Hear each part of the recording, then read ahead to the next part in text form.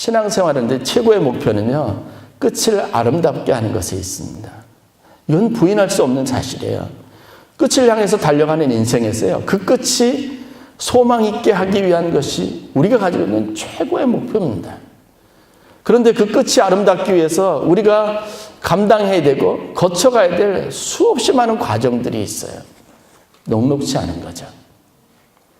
그렇지만 목표가 분명하게 아름다운 마침을 위해서, 그 마침이 주님의 품 안에 안겨서 영원한 복락을 누리는 것이니까요. 천국의 소망을 가지고 여러분, 주님께서 우리에게 놓아주신 시온의 도로를 향하여 나아가는 거룩한 성도들이 되실 수 있기를 주의 이름으로 간절히 축원합니다. 끝을 그럼 어떻게 잘할 것인가? 하나님이 약속하신 것에 우리가 어떻게 잘 성공적으로 다다를 수 있을 것인가? 그것을 위해서 여러분들에게 한 가지 팁을 드리면요, 1년을 잘 설계하는 습관을 가지면 되는 거예요. 평생을 설계한다니까 설계하고요, 어떻게 살아갈지를 생각해야 된다니까 너무 아득하고요, 너무 개념적으로 추상적으로 다가오는 겁니다. 막연하게 들려질 수 있어요. 그러다 보니까 중간중간 포기가 참 많게 되는데 그러지 마시고요, 1년을 설계하고 1년을 잘 사는 훈련부터 하실 수 있기를 바랍니다. 그래서 가을이 되면 마음에 뭔가 흐뭇하고 뿌듯한 것이 있는 삶을 여러분들이 구체적으로 살아가도록 해야 합니다. 참 잘 살았다. 아, 이런 기쁨이 내게 있었구나. 그것을 여러분 체험하는 게 신앙적으로 굉장히 중요한 영향을, 축복을 여러분들에게 가져다 주게 됩니다. 여러분, 하나님은 어떻게 만날까요? 하나님은 어떻게 경험할까요? 그냥 막연하게 오늘날 다가오는 느낌이 아니고요, 우리가 하나님의 말씀을 붙잡고 듣고 그 말씀대로 순종해서 살아보는 시도를 통해서 하나님을 만나는 거예요. 어제 어떤 집사님 한 분을 만났는데, 목사님, 기적 같은 일이 일어났어요. 말씀하시더라고요. 어떤 기적이 일어났습니까? 그러니까 간증할 일이 참 많대요. 그런데 제가 그분을 잘 알거든요. 그분이 말씀하시는 의미 안에는 무엇이 담겨 있냐면, 그분이 요즘 새벽 기도 열심히 나오시는데요, 이유가 있어요. 믿음의 도전을 한 겁니다. 하나님이 말씀하시고, 그래서 순종해서 하나님 앞에 믿음으로 결단해서 무엇인가를 한 거예요. 소망을 갖게 됩니다. 믿음의 도전을 합니다. 그런데 중요한 것은 말씀에 순종한 것을 통해서 되어지는 여러 가지 많은 상황들을 보면서 하나님이 살아계시다는 것을 알게 되는 거죠. 어느 날 공허하게, 어느 날 갑자기 맞닥뜨린 여러분의 인생에 그런 때가 마침의 때가 되지 않기 위해서 여러분 늘 언제나 깨워서 기도하고 영적인 감각을 가지고 하나님과 함께 여러분 주님이 놓으신 시온의 대로를 향해서 나아가는 축복을 누리시기를 주의 이름으로 간절히 축원합니다. 오늘 우리가 읽은 이사야 선지자의 기록인 이사야서 55장 12절 13절 말씀은 너무나 잘 아는 것처럼 그 마음에 하나님의 약속하신 것을 성취해 나가는 성도들의 기쁨이 묘사되어져 있습니다. 너희는 기쁨으로 나아가며 평안히 인도함을 받을 것이요. 가는 길이 전부 기쁨이 있습니다. 상상해 보면 거기에서 넘쳐난 기쁨을 주체하지 못해서 걸을 수 없는, 거기서 막 뛰어서 춤추고 있는 한 성도를 묘사할 수 있습니다. 평안함이 있어서 그 안에 장애가 없고 거치는 것이 없는 그런 성도의 모습을 보아볼 수 있습니다. 이어지는 표현은 자기 개인이 가지고 있는 것을 떠나서 그 주위에 있는 환경에서 주는 축복을 노래합니다. 산들과 작은 산들이 너희 앞에서 노래를 바라고 들의 모든 나무가 손바닥을 칠 것이며 잣나무는 가시나무를 대신하여 나며 화석류는 진려를 대신하여 날 것이라. 저는 이 느낌이 어떤 것인지 알 것 같아요. 제가 학창시절에 기도원에 올라가서 은혜를 받고 내려오면요, 그 하산하는 길이 그렇게 좋더라고요. 한 번도 조용하게 그냥 얌전하게 걸어서 내려온 적이 없습니다. 제 입에서는요, 아니 마음에서 먼저 솟아나는 노래가 있습니다. 잘 불지 않았던 휘파람도 불고요. 보면 주위에 있는 꽃, 나무, 그리고 산조차, 그 형세조차 너무 아름답습니다. 수도 없이 구름을 통해서도 산 계곡이 가지고 있는 산의 굴곡진 형태를 통해서도 하나님이 저를 보고 웃으시는 모습, 팔을 벌려 저를 안아주시는 그 아름다운 환상을 참 많이 경험했습니다. 은혜 받은 성도들, 주님과 동행하는 성도들이 누리는 축복이에요. 하나님께서 우리에게 시온의 대로를 놓아주시고 그것으로 우리를 부르십니다. 약속하신 그 길을 가는 성도들의 기쁨이 잘 묘사되어져 있습니다. 시편 126편에 보면 여러분들이 잘 아는 말씀, 울며 씨를 뿌리러 나가는 자는 기쁨으로 그날을 가지고 돌아오리라. 눈물을 흘리며 씨를 뿌리는 자는 정녕 기쁨으로 거두리라도 하는 말씀, 126편 5절 6절 말씀이죠. 그 말씀의 앞에 126편 2절 말씀에 보면 이런 고백이 있습니다. 그때 우리 입에는 웃음이 가득하고 혀에는 찬양이 찼었도다. 고되고 힘든 인생의 여정을 끝내고 하나님이 약속하신 시온의 대로를 걸어가며 그것이 예루살렘으로 가는 길이었습니다. 회복되는 기쁨을 노래할 때 그들은 얼굴에 웃음이 가득했고 혀에는 주체할 수 없는 찬양이 넘쳐났다고 고백하고 있습니다.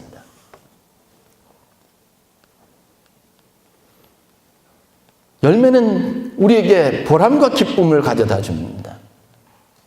그것은 내가 지금껏 수고했던 모든 삶에 대한 보상이기도 하고 그렇게 했던 것에 대한 참 잘했다고 하는 칭찬이기도 하고 격려이기도 합니다. 제가 미국에서 선교사 대회를 참석을 했었는데요. 샌디에고에 있는 새소망 교회라고 하는 곳입니다. 거기에서 선교사 대회 마지막 날 컨퍼런스 제가 3일 동안 강의를 하고 컨퍼런스 참석하는데요. 갑자기 딱 앞에 현관 앞에서 기다리는데 교인들 중에서 깃발을 든 사람들이 있고 그 다음에 저를 안내하는 분이 딱 나오더니 뭐라 그러냐면 이제 입장을 하시면 된다는 거예요. 그러고 나서 따라 들어가는데요. 문을 딱 열자마자 동영상에서 환영합니다 하면서 나오면서 찬양대가 노래를 하고요. 깃발을 앞에 드는 사람이 흔들며 가고 양옆에 있는 성도들이 다 같이 일어나서 박수를 치면서 환영해 주는데 정말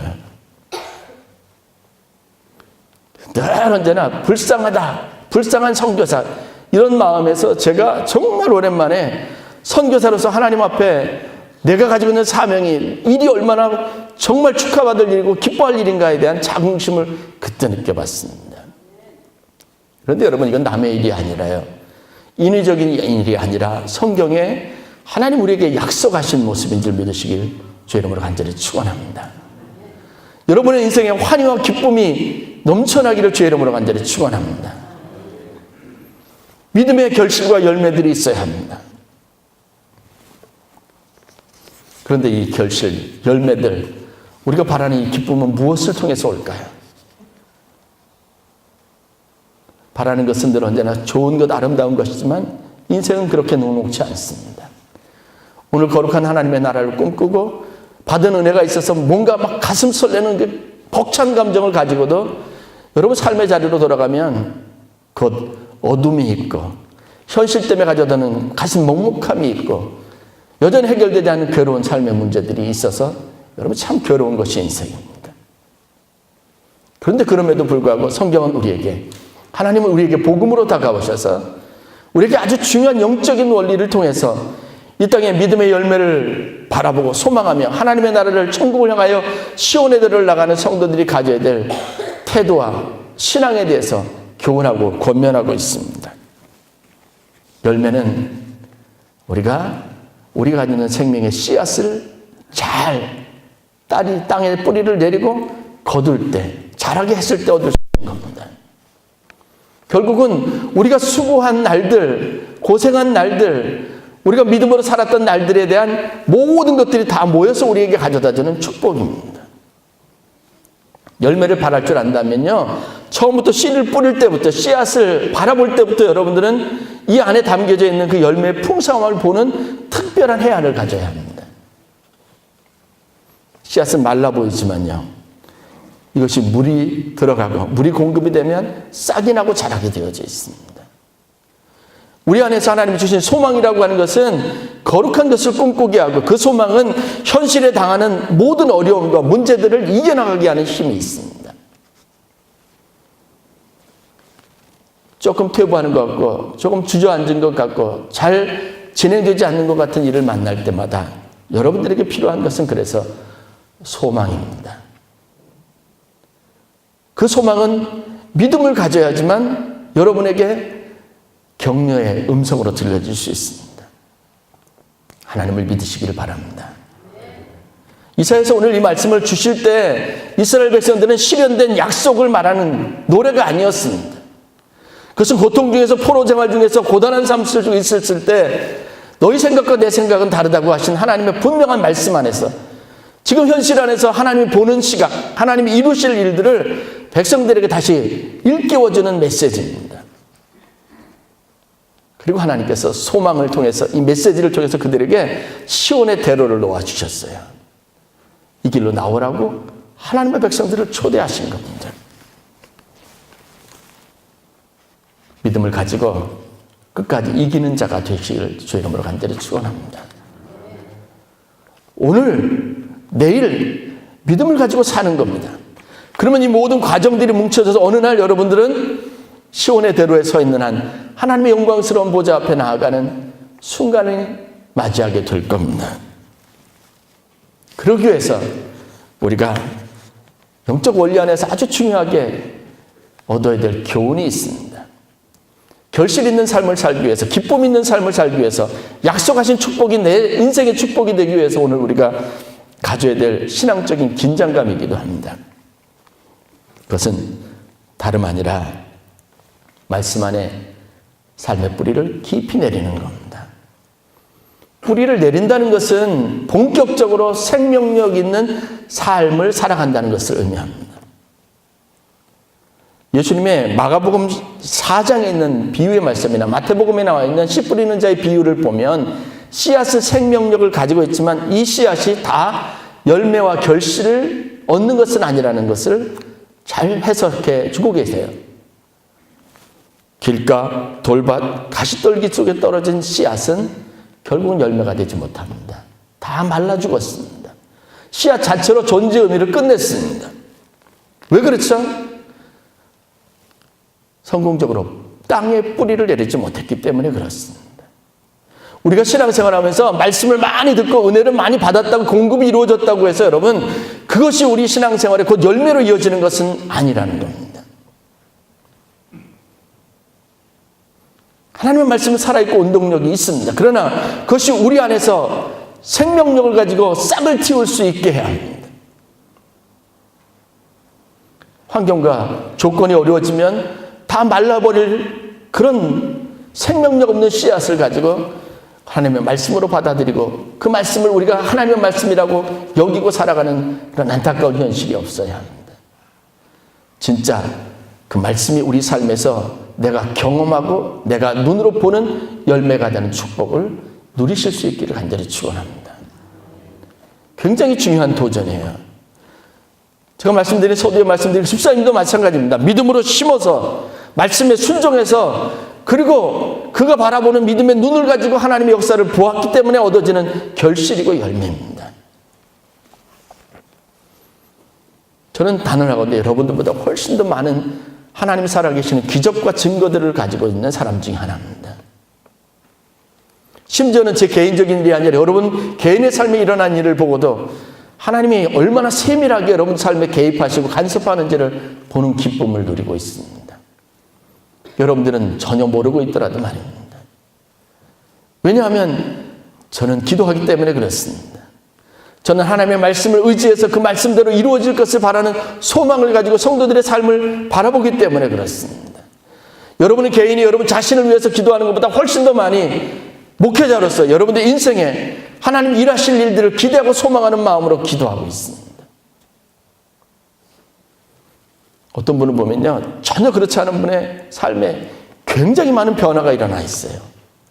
그런데 제가 보기엔 그분은 전혀 그 변화를 모르는 것 같아요. 왜 그런 줄 아십니까? 믿음으로 심은 것이 별로 없어서 그래요. 하나님 앞에 가지고 있는 구체적인 믿음의 열매, 소망이 없어서 그렇습니다.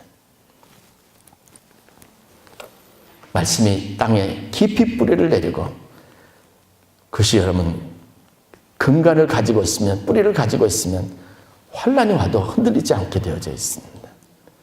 지난 태풍에 잠깐 리포터가 나와서 최근에 일어난 한국에 가로수들이 많이 넘어지고 그리고 그것 때문에 차량 파손이 일어나는 현상에 대해 잠깐 설명하는 이야기를 들었는데 그 원인은 그러더라고요. 지금 한국에서 지금 뭐 식수, 나무를 많이 심고 가로수를 많이 심어가지고 그랬는데 그 나무들이 지금 수명이 거의 20년에서 30년을 다 돼간다 그래요. 그 나무가 수명이 있습니다. 그런데다가 주변에 개발이 많이 일어나서 나무들이 뿌리를 잘 확장하고 뿌리를 뻗을 수 있는 이게 연수가 되면 더 많은 수분을 흡수해야 되고요. 뿌리가 더 많이 퍼져야 되는데 그게 점점 약화되는 거예요. 그러다 보니까 점점점 안에는 멀쩡해, 바깥은 멀쩡해 보이지만 안에가 말라져 있는 경우들이 많이 있습니다. 그래 바람이 세면요. 그게 뿌리를 깊이 내리지 못한 것 때문에 넘어지는 겁니다. 우리도 마찬가지예요. 신앙의 영적인 뿌리가 얕으면 환경 때문에 참 많이 좌지우지하게 되어 있습니다. 넘어지게 되어져 있습니다. 중요하게 여겨야 될 게 바로 여기 있어요. 좋은 환경을 위해서 기도하지 마세요. 좋은 일만 일어나기를 위해서 기도하지 마세요. 하나님의 말씀과 은혜의 공급이 내 안에 충분해서 넘쳐나서 그 어떤 시련이 오더라도 넘어지지 않을 굳건한 토대를 갖기를 위해서 기도하시기를 바랍니다. 그러면 우리는 당연히 말씀이 우리에게 깊은 뿌리를 내리기 위해서 힘쓰고 애써야 합니다. 여기에 우리 모든 신앙생활의 모든 운명을 다 여기다 걸어야 합니다. 비결이 뭔지 아십니까? 복잡한 데 있지 않아요. 순종입니다. 순종의 최대 장애 요인은 뭔지 아십니까? 말씀을 이해하고 해석하려고 하는 교만이에요. 제 안에 제일 많은 것이기도 하고 부끄러운 것이기도 합니다. 저 리처드 포스터 목사님의 단순함이라고 하는 책을 읽고 굉장히 많은 도전을 받았습니다. 제가 가끔 그런 고백을 하는데요. 그렇게 목회 초년병일 때, 선교사 초년병일 때는 잘 이해가 되지 않은 게 그렇게 많았어요. 근데 원로 목사님이 기도해, 기도만 하면 다 돼 그러는데 그 말을 저는 그때 제일 무책임한 말로 목사가 뭐 상황을 피하기 위해서 제일 하기 쉬운 얘기라고 생각했습니다. 그런데 시간을 지나면서 제게 확실해지는 것은 뭐냐면 맞아요. 기도만 하면 되는 겁니다. 우리는 시간을 지금 어떻게 낭비하고 있냐면 하나님의 말씀을 이해하려고 합니다. 순종을 위해서는 최소한 내가 그것을 이해할 수 있어야, 받아들일 수 있어야 된다고 하는 어리석음을 가지고 있습니다. 그러니 늘 뿌리가 얕습니다. 흔들려 넘어집니다. 하나님의 말씀이라고 여겨지시면 이해하려고 하지 마세요. 순종하시기 바랍니다. 어떻게 해요? 그대로 살려고 노력하는 겁니다.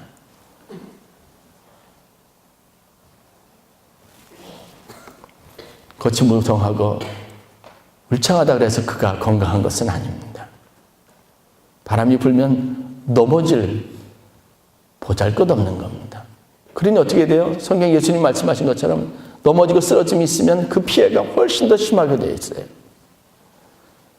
하나님의 말씀의 토대를 이루지 않고 그 말씀대로 살아가려고 하는 성도들이 열정이 모여지지 않은 교회와 교회 부흥운동은 의미가 없습니다.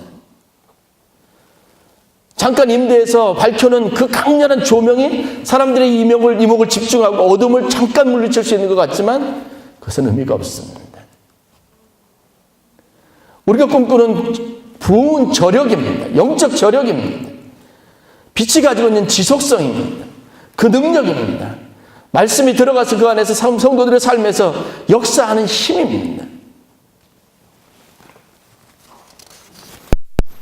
개인적으로 말씀대로 하려고 하는 애쓰는 노력이 없는 한, 그런 시간이 없는 한 여러분 우리는 여전히 돌밭, 가시, 길가 여기에 뿌려진 씨앗과 별반 다르지 않는 겁니다. 이리 휩쓸리고 저리 휩쓸리고 그러다 더 심해지고 그 태양빛이 더 강렬하면 내 안에 자양분이 없어지면 말라버리는 겁니다. 사무엘이 하나님 음성을 듣는 그 일련의 과정들은 우리에게 그래서 아주 중요한 것을 시사해줘요. 많은 음성이 있어요. 그렇지만 사무엘은 그 몇 번에 걸친 하나님의 분명한 음성도 자기를 향해서 말씀하시는 하나님의 음성으로 인지하지 못했어요. 엘리 제사장의 권면이 있고 난 다음에 그래서 비로소 무릎을 꿇고 그 음성이 들렸을 때 그 음성을 듣겠다고 하나님 앞에 요청하는 액션을 취합니다. 그리고 나서 사무엘이 사역자가 됐습니다. 하나님 말씀을 순종하는 법을 배웠습니다. 하나님 말씀을 듣는 법을 배웠습니다. 그 말씀대로 사는 법을 배운 거죠. 요즘 새벽에 다니엘서를 묵상하고 있습니다. 다니엘처럼 위대한 사람이 있을까요? 이방 나라에서 그 가지고 있는 신앙의 순수성을 가지고 믿음대로 살아서 아주 높은 지위에 올라서 다리오 왕 때는 그 큰 제국의 두 번째 포지션을 가졌던 사람이니까요. 믿음으로만 살아도 하나님 그에게 주시는 것으로 그렇게 높아지고 성공할 수 있다는 것을 보여주는 인물일 수 있습니다. 그런데 요즘 우리가 새벽마다 보는 다니엘의 삶에서 일대기에서 주목할 것은 뭐냐면 다니엘의 그런 신앙적인 도전, 그리고 그가 변하지 않는 확고한 믿음을 가지고 그 어려운 와중에서도 사자굴에 던져지는 그런 위협 속에서도 그가 신앙의 중심을 지킬 수 있었던 저력과 힘이 무엇인지 보게 되는 겁니다. 하나님은 그에게 나타나 환상을 주시고 그 환상이 무슨 뜻인지 알려주셨습니다. 환상은 간단한 거예요. 이 세상의 주인은 하나님이시고 지금 일어난 모든 일의 원인과 결과는 하나님이시라는 것을 다니엘에게 알게 하셨습니다. 선지자의 예언서를 보게 하셨습니다. 70년이라고 하는 의미가 무엇인지 깨닫게 하셨습니다. 모든 것 안에, 모두 안에 존재하시고 역사하시는 하나님을 보았기 때문에 그는 사자굴에 던져져서 두렵지 않았던 겁니다. 그것은 우리가 쫓아간다고 해도 내가 그렇게 한다고 해도 되는 신앙이 아니라요. 말씀 안에 깊이 뿌리를 가지고 그 안에서 하나님을 경험한 사람들이 보일 수 있는 믿음의 태도입니다. 어느 날 갑자기 우리가 하나님 앞에 섰을 때 그 길이 우리에게 기쁨일 수는 없습니다. 믿음 안에서 터가 굳어지고 흔들림 속에서도 여러분들 보호하시는 하나님의 은혜를 체험하고 그 시온의 대로 안에서 여러분들과 함께 하시는 하나님을 경험하게 될 때 이 축복이 여러분의 삶의 축복이 될 줄로 믿습니다. 오늘도 믿음으로 살아서 승리하시는 성도들이 되십시오. 순종하십시오. 이해하려고 하지 마십시오. 하나님 뜻이라고 여겨지면 그냥 힘들고 애쓰더라도 내 마음과 맞지 않더라도 내 방식과 맞지 않더라도 그렇게 살아보려고 애써 보십시오. 때로는 모험이라고 여겨도 모험심을 가지고라도 해보십시오. 그렇게 하나하나 내가 하나님의 뜻이라고 여겨진 곳에서 여러분 하나님, 기적과 같은 하나님, 살아계신 하나님을 만나는 축복을 누리게 될 줄로 믿습니다. 그 삶이 여러분들에게 기쁨의 열매, 하나님 나라의 기쁨을 가져다주는 축복이 될 줄로 믿습니다. 기도하겠습니다.